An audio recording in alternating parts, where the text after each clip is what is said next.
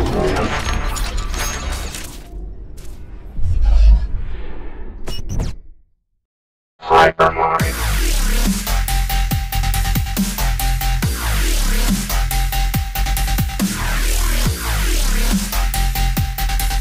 What is up, the world? It is your friendly neighborhood Slipgator here, and we got some stuff and things going on over here at the conglomerate. You may notice there's a new cube. We has a new cube. What is it? Well, let's talk about it. We'll head in. We got a lot of different stuff to talk about today. Mini Red's hanging out at the base. He's grinding up some ferrous ore. He's taking advantage of the industrial grinder over here.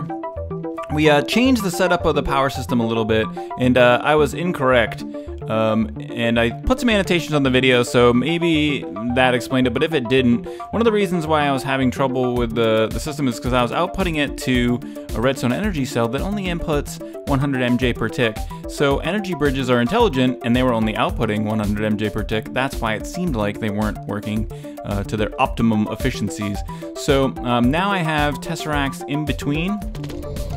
So I've decreased the total number of tesseracts, and I changed the system around a little bit. I removed some of the energy cells because the energy bridges are going to be outputting more than 100 MJ per tick. The redstone energy cells, they can only output 100, so I'm kind of limiting the amount of power that I can pull at one time. And so I've put these energy cells around the outside edge, and if you can see in there, the bridge is hooked up to here. These are just kind of like extra power storage, and then on top, these go directly into this system here so that we can get kind of the maximum amount of power out of each energy bridge. So yeah, so that's different, that's a thing, and it's working good, get no problems with that at all. So, oh, hey, what up, Mini Red? So let's head up to the second floor. I'm gonna show you something different, something new that we're gonna add in here. So in an effort to start to get some of this automation to be actually automated, we're changing a little bit, and we added something here, and this is gonna be where my tesseracts are that send stuff and things and receive stuff and things. So scrap goes here, this is where flax seeds are. Huh, flax seeds. Do we have flax seeds? Bone meal's right here. String and oak wood. So you know we changed over the tree farm to work on oak wood now. And a couple other changes over here. We also added a new fabricator that's making bone meal from bones. So here's our bones here in this chest, and it's crafting bone meal because we need bone meal for the new project that I started. So the hive wasn't really keeping up. It wasn't keeping up as well as I would like. So a couple of things that I need over there is I was having trouble because proven frames, you have to trade with a villager to get them. So it just was getting to be a pain in the butt. So I wanted to go with impregnated frames, and therefore I need string and oak wood to be moved over there. And one of the things that the impregnated sticks that you need to make there and take is seed oil. In the seed drops, I was trying to do it with bees, and it just kind of wasn't moving along fast enough.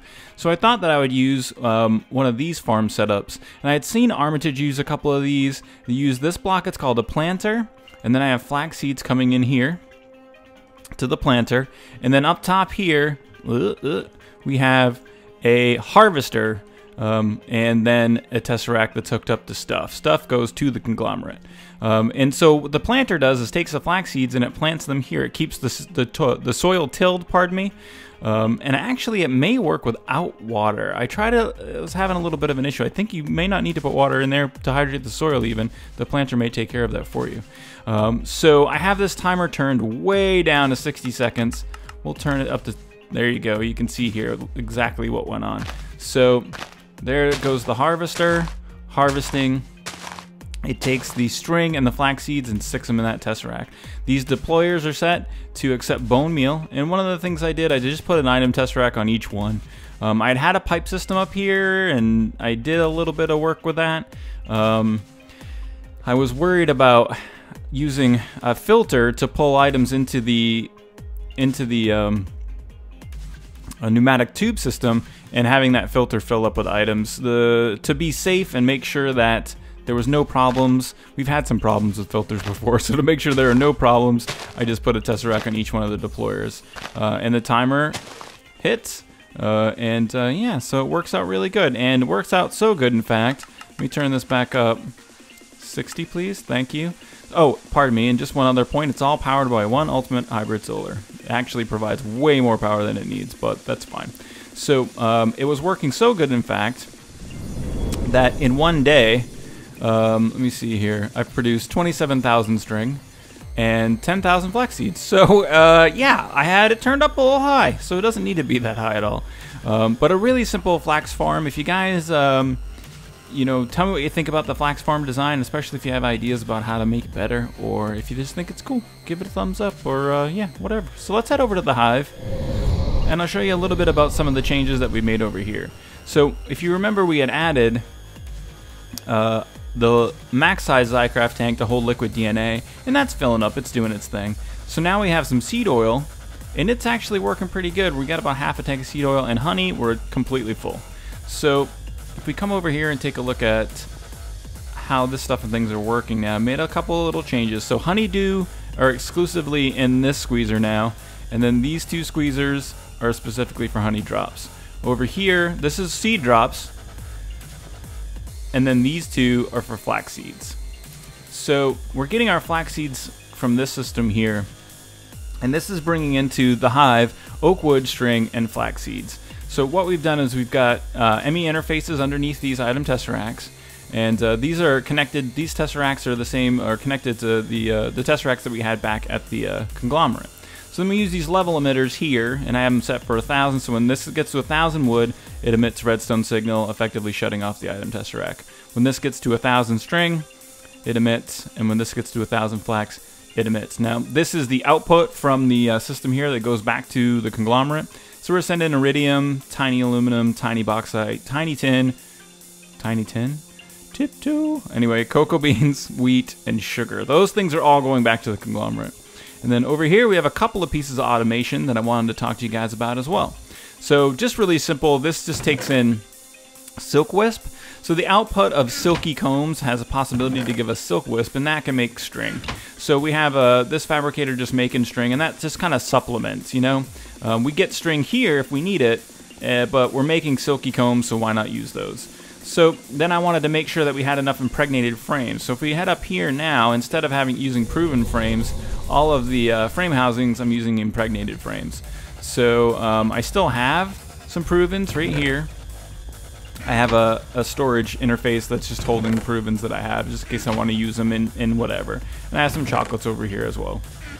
So the impregnateds get created over here. Now, now, let me take a step back. A bit of overproduction is involved in this because I wanted to maintain the use of gold chests. I could have used a different storage interface here. So I have created a few impregnated sticks, maybe more than I really would need for this. But impregnated sticks go here, and then string goes here. Those create impregnated frames. That's set up on a storage interface, so whenever the system shows that it needs an impregnated frame, it draws it from here. You'll see instantly that gets filled back up. And yeah, so it's just an automated impregnated frame machine type thingy-doodler.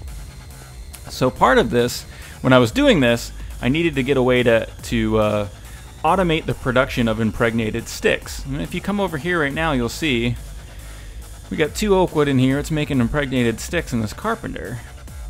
And then these get exported, and then, whoa, wait, it automatically drew 2 more. So how many sticks do we have in here now? Well, we're almost full. And so Teal Lone Wolf queued me into a option on an export bus that I didn't know existed, and it's called Always Craft Items. So what this effectively does is it says that if there's room in this inventory for something to go, it's going to craft impregnated sticks. When there's no, in this instance, it's when there's no redstone signal, active without redstone signal. So now, let me see here. This is just turned on. We should not see any more sticks come. Yeah, I think we're stuck at 8. So it's probably going to kick back on. So you can see, all right, so it stopped. It's set at the limit. It's finally hit it. So it's set at 5,000. Which is just under the total number of stacks that a gold chest can hold. So yeah, when active without signal, so then we have this level emitter on top of it that says when you reach 5,000 impregnated sticks, emit redstone. That turns this off. It stops crafting. So now we have an automated like pool of impregnated sticks at all times. Really, really cool stuff. let me turn that beeping off for you guys, pardon me. So really cool stuff. This always craft items. I did not know what that was. I mean, I'd seen it in the interface, I just had skipped over it. Invaluable in the ME system, unbelievably useful. So many cool things that we're going to be able to do to create pools of. So we might want a pool of, I mean, you can make a pool of anything. So like say back at the conglomerate, if we take a look in our ME system, for instance, silicon cells, they take a really long time to make, and silicon plates take a long time to make. Those are used in the creation of ultimate hybrid solar panels. I may not want to have it be on demand. I want to keep a pool of, say, maybe just 64, a barrel's worth. I might want to keep 64 of these on at any one time, and I can do that with that option. Or, I'm trying to think, iridium plate. I mean, there's a lot of things that I may want to keep a pool of. And I think that we're going to set something like that up right over here. So we have kind of our item tesseracts, and then this will be another row if we need more. And I do believe we're going to need to set some more of these item tesseracts up. And then over in this area, we'll probably set up that system here that does that automation and keeps those pools of items for the things that we need so we don't have to craft them. And then that leads me to kind of the next project, and that's this thing. This monstrosity needs to go. It has always and was always intended to be temporary. I'm going to end up changing the system over, and you're probably going to see this in the next video. I know I talked about trying to do more building with you guys. I can't do it. I end up just not playing, and it makes my heart sad, and I don't want to have a sad heart. So I'm going to do stuff, and we'll do stuff and things, and I'll try to do some stuff and things together with you. What up, Mini Red? And but at the same time, some of these projects I just got to build because it's in my heart. It's in my heart place. So these soul cages, soul shard spawners are, they do something that I don't like. I'm trying to think of the right words. They're not bugged, but they have a behavior that I don't like at all. And that is that if a player is not loading the area, and there are other players, regardless of there being a chunk loader, if a player is not loading the area and there are other players on the same world, so the world being like the mining world, the end, the overworld, these won't work. These will not work. So if no one's on the server but me, and then I turn these on and leave and go to another world, they'll stay on. But if someone else is on the overworld and I turn these on and leave, they won't run. And that's not acceptable. We need these to be able to run and keep a stockpile all the time, because what I've ended up having to do is AFK here. And that's boring. I could be doing other stuff, making other videos for you guys instead of AFKing here. So we're going to have to set up something different, and you're probably going to see that next time. I'm going to go ahead and show you a little bit about what our plan is.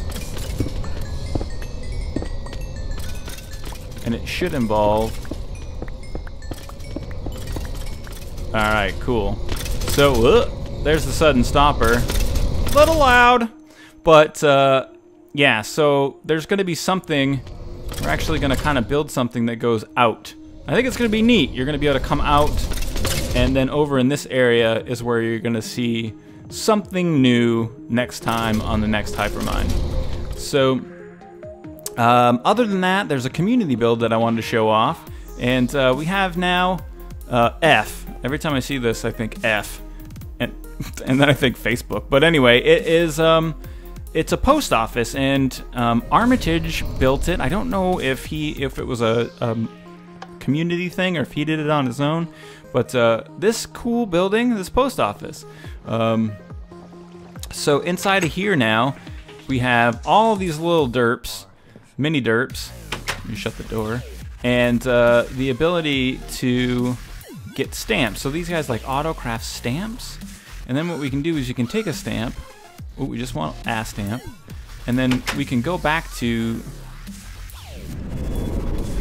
the conglomerate here, and we can take, oh crap, we need to go back and get a letter. I forgot. You can't put a stamp on, you need a letter. So go good in letters. Where are the letters? Letters? I just did something. Oh. Letters? Where are they? Letters. Sweet. Alright, so now we have our letter. And then we can head back to the conglomerate, and we can write our letter. I didn't even know this was like a thing, but I guess it is a thing. So you can put your stamp on it, bam, and it says no recipient. So Iron Face 77. Pay with ferments and yeah. So we just need 1 N for every attachment. Something, something, something. So this stamp is 2 N's. I guess N's is the measurement of letters. I don't know what that's from. But Iron Face sent me some jelly beans. T. Hanks.